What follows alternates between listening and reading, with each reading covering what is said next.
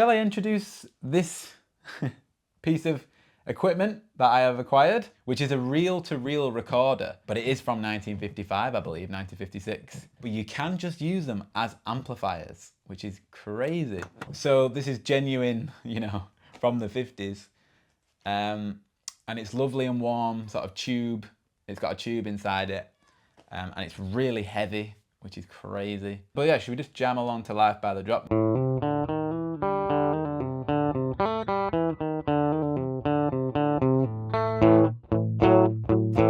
Now, one of the things we were talking about with this was how we get some speed. And I used the example, which was beating around the bush. And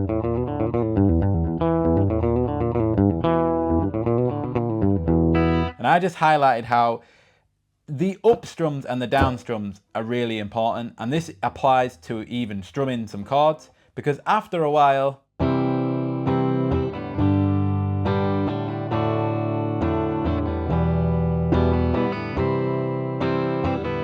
we realize how important these up strums are. They're important because they're the off beats, aren't they?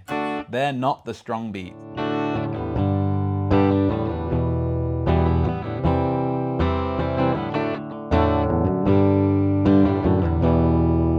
So with this particular riff, got that kind of move. I need a tab for this. That first move, you can do a lot of hammer-ons and then up pick on that open G note.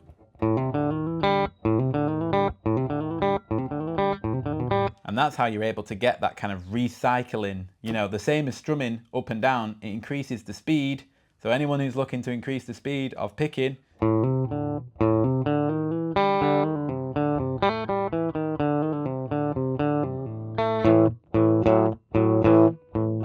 one more time.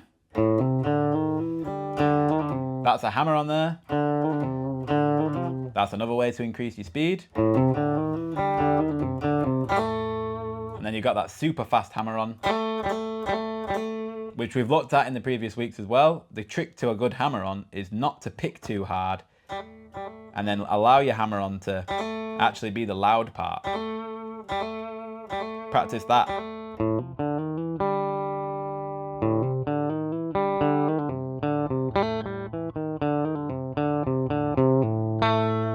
Last one, definitely, kind of a.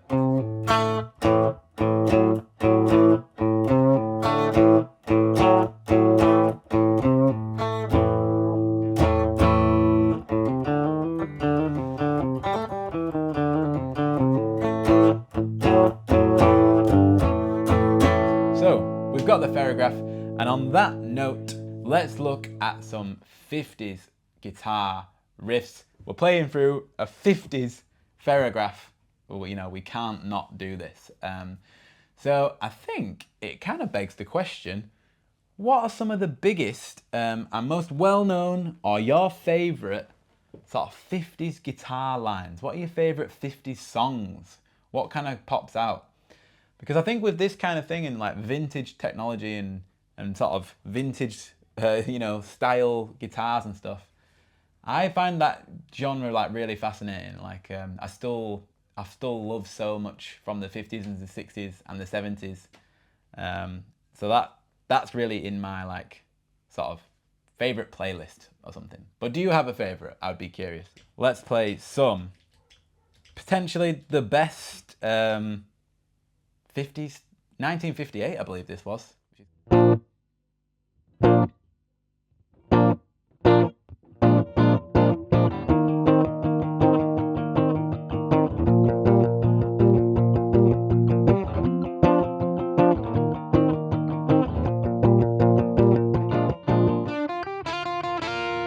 This kind of thing.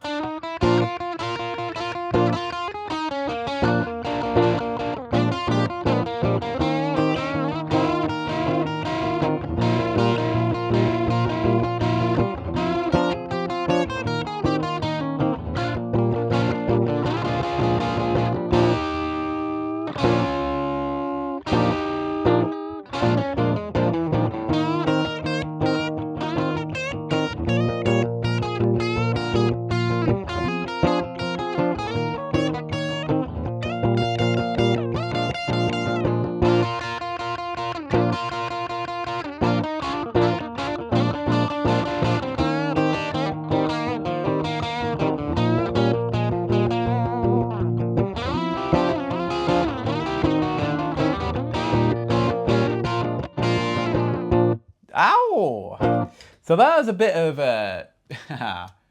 bit of Chuck Berry, bit of Johnny B. Good through the old Ferrograph there.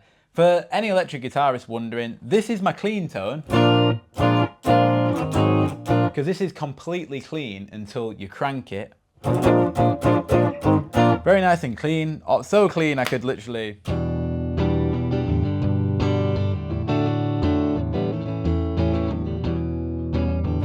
If I can play it.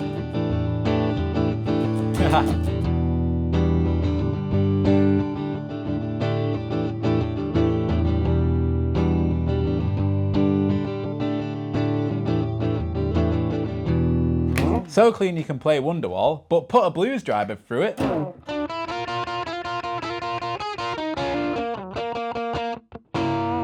Barely any gain on there, really. And we get that kind of sound, which can also lead, therefore, to a little bit of... Also in 1958, would you believe, famous for being one of the first songs to use distortion, tremolo effects.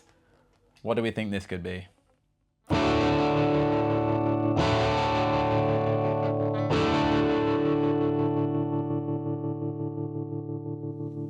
If no one's tried this one, you need to get onto eBay, buy one of these for 80 quid. I got this, £80, and it allows you, if you want,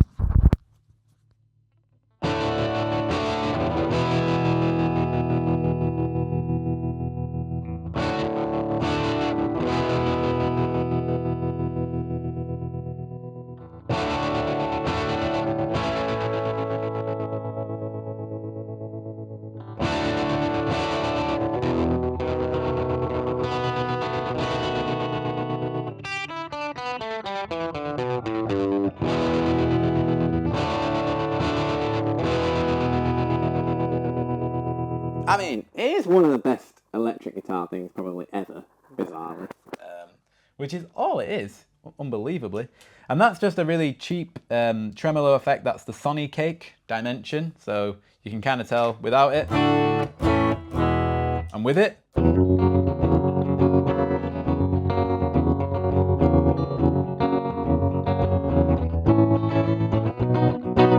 Which does kind of beg the question, to be honest. Skipping forward about 40 years.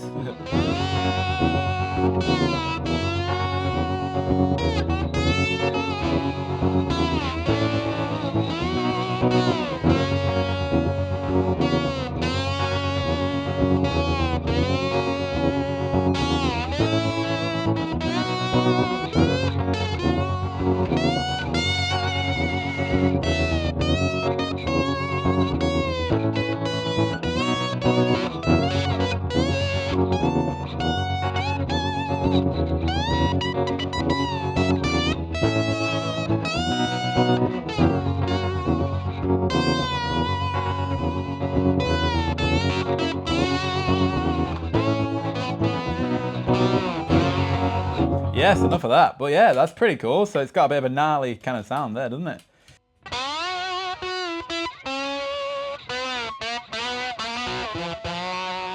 Which is kind of still a bit 50s, right? I mean...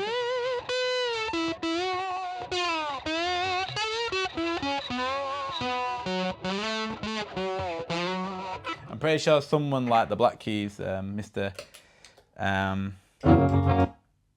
Dan Auerbach would love something like this. It's kind of cool to definitely appreciate it for what it is. So as guitar players, of acoustic or electric, it is kind of cool to appreciate something of this kind of vintage, really. It is a recorder.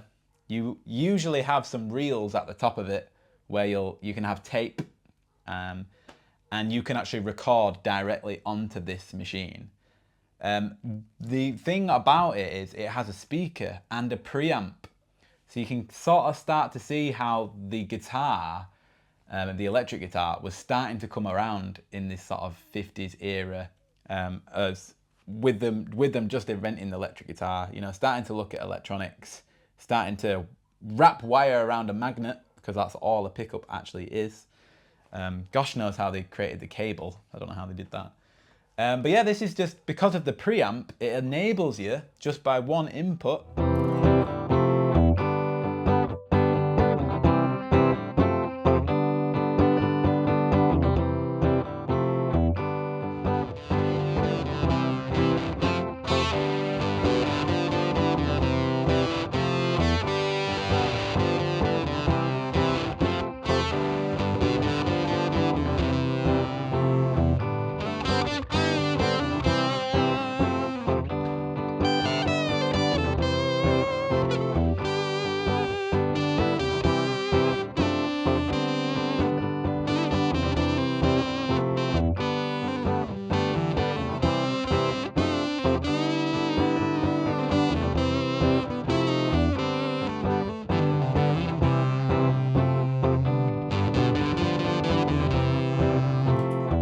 yeah, so all that, I mean, that's again very 1958 again with La Bamba.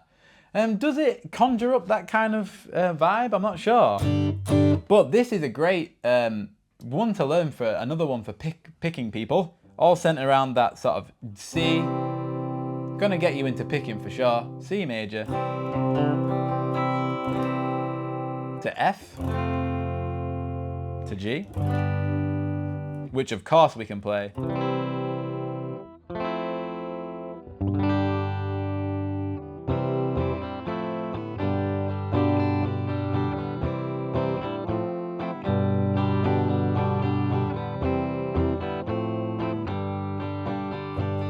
I'm going kind of like, interestingly, down, down, up, down, down, up, down, up, down, up, down, up, down, down, up, down, down, up. So down, down, up, down is when you change chord. Down, down, up, down, down, up. And then on that up, again, just to emphasize those ups, the up is where the G comes in. So that's interesting for La Bamba.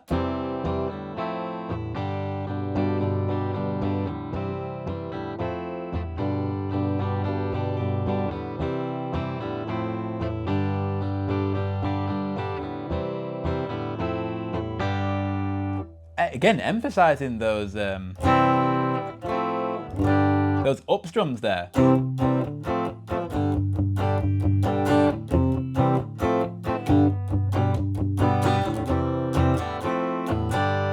obviously accompanied by this, yeah, again, pretty tricky, kind of similar to Life by the Drop. You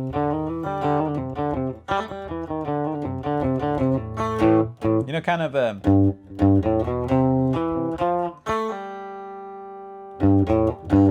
which is, this bit's weird.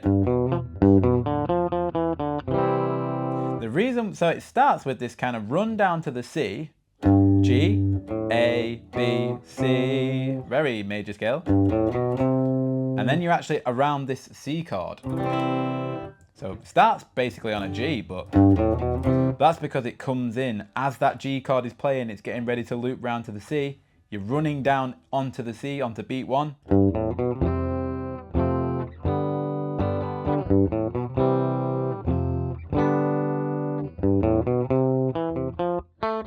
That's a great one. So you're going C to the major third, to the fourth.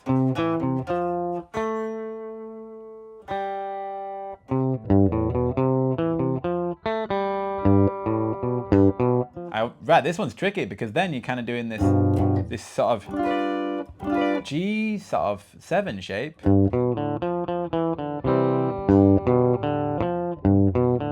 Third, second, open, third. You can hear that kind of sound. Perfect for resolving back to the C.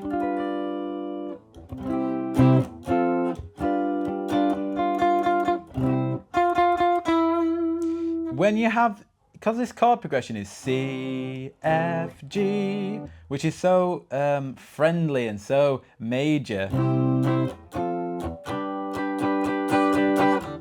As soon as you start adding that dominant seventh, listen to this.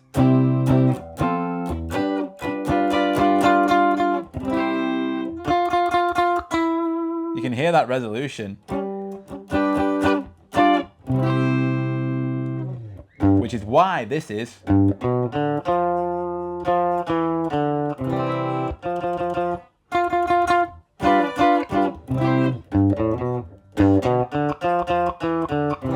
perfect resolution there, with a bit of fuzz on it, because I guess by the time we get into the 60s we have a bit of,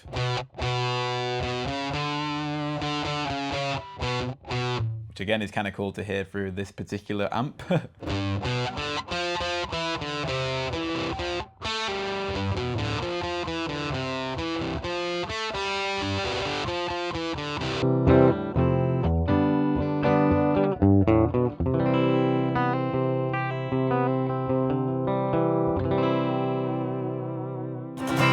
Amazing. I mean, 50s stuff. It's really lovely, isn't it? I love playing that. That's a really good one to learn if you want to play these kind of Life by the Drop.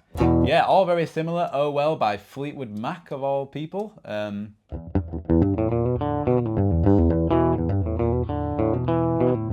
Very similar to Beating Around the Bush.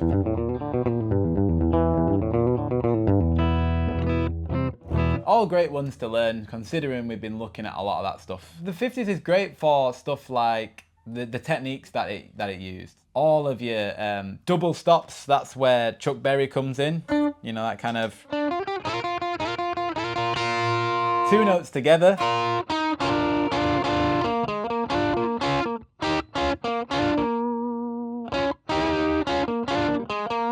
And I think Johnny B. Good especially worth learning because it's in B flat and it gets you out of that kind of sticking in A, which is never bad, but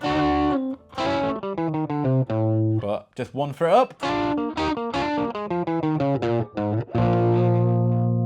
Very, very good. But double stops, basically, you know, it is just playing two notes simultaneously, often mixing the major and minor third. Frequently used in rockabilly and the blues.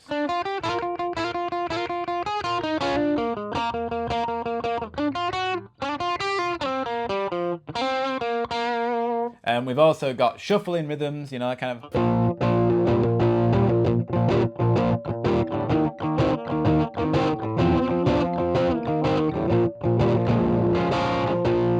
Do you have a favourite 60s song? Anyone? Anyone watching? Favourite 60s song? I feel like this is when it starts to get a bit more guitar-y. And we start to get a bit more like, okay, something's going to happen. I've already alluded to the magic that was.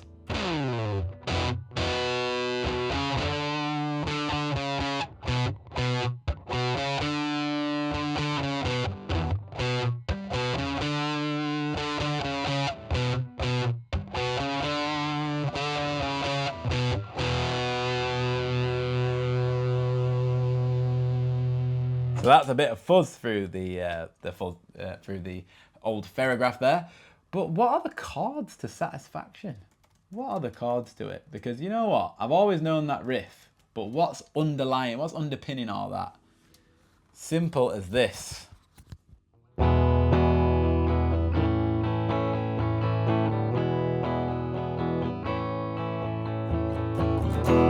Is that actually even over the riff?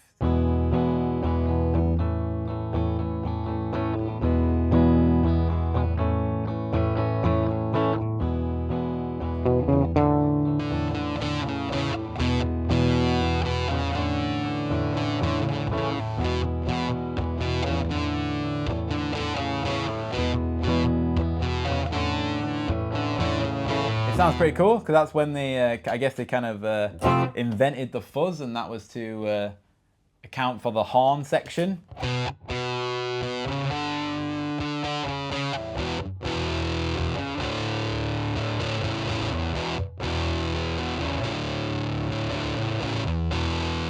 Then you get something like the Kinks, because they famously had broken the speaker, didn't they? And then they kind of got this sound,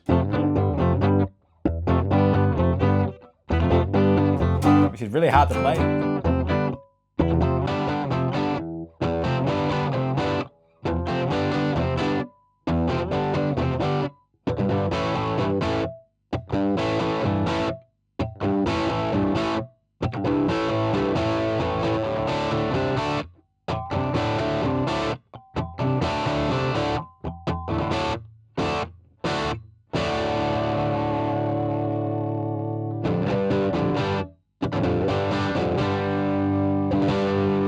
You really got me, of course. Great song. Is there an easy song by The Doors? Again, a lot of the same techniques.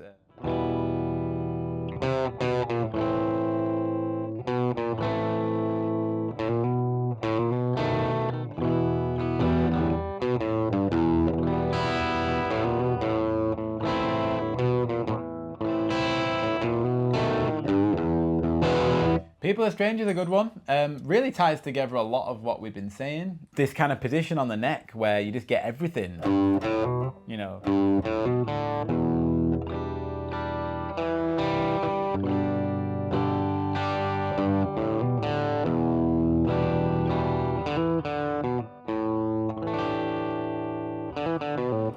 all this kind of, it's definitely worth exploring.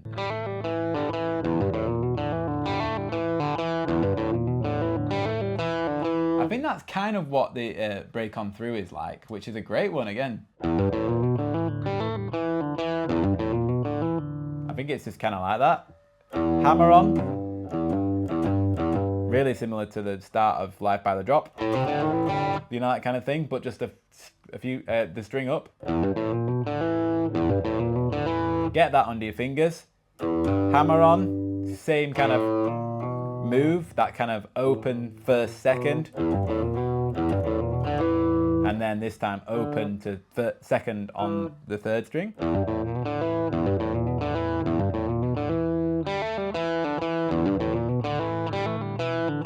Just getting used to those kind of like hammer-ons and pull-offs is just, yeah, super useful. And how many guitar parts are in this part of the neck, you know.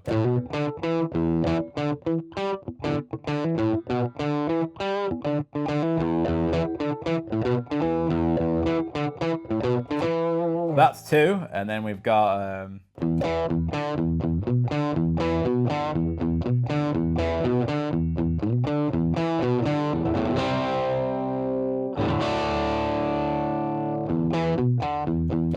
now we've got the doors.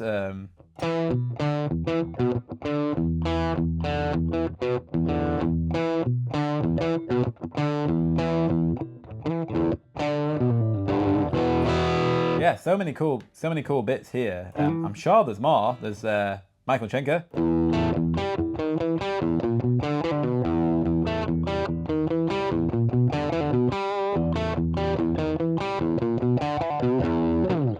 That's definitely 70s, but yeah, really worth exploring these riffs around this part of the neck, along that 5th and 7th.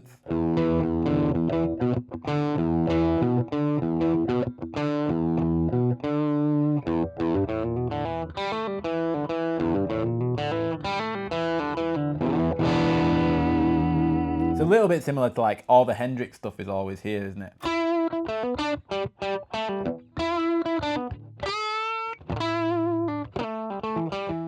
Revolution by the Beatles. Right, so basically,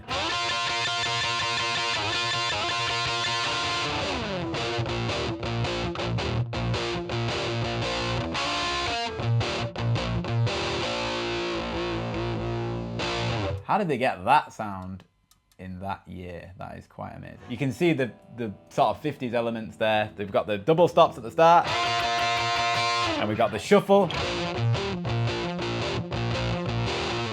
and we've got a bit of, you know, fuzz and distortion on there. I Can See for Miles was, yeah, the Who. Yeah, I know that one. I can see for miles and miles. You just can't beat that kind of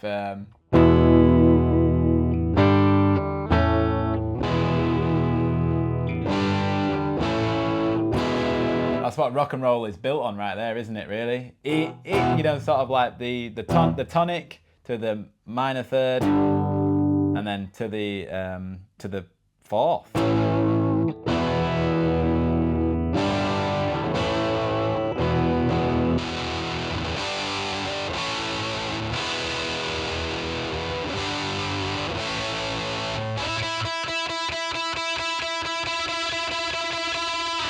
You also can't beat that, and that's just one of the best rock and roll moves ever. Just having that 5th fret on the B, and then having the underlying E at the bottom there, stick on a bit of distortion.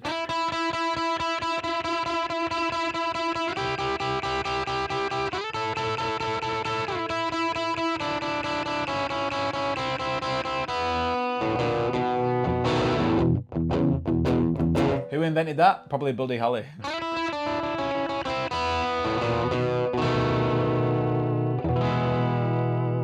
This is where it all starts, really, isn't it? A bit, just one tube and one speaker, you know?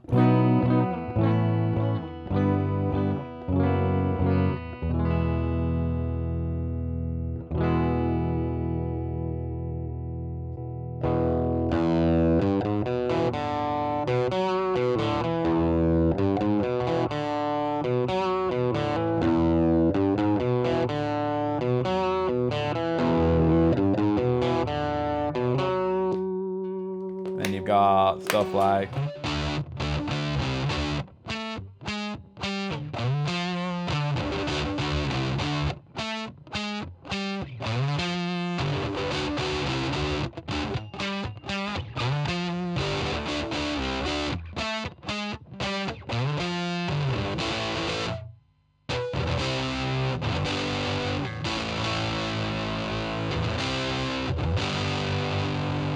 And then of course,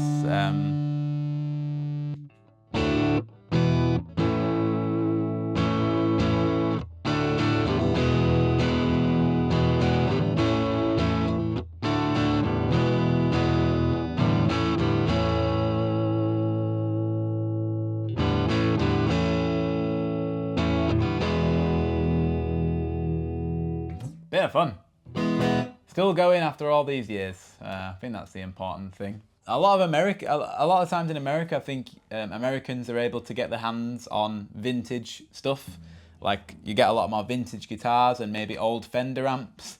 And this is kind of our version of it. Old BBC tech right here. Because we can't always get our hands on it.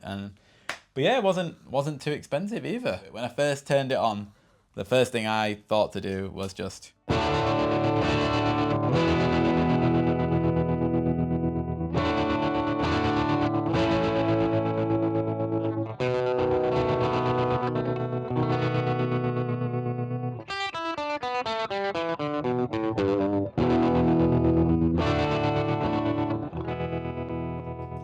Very cool.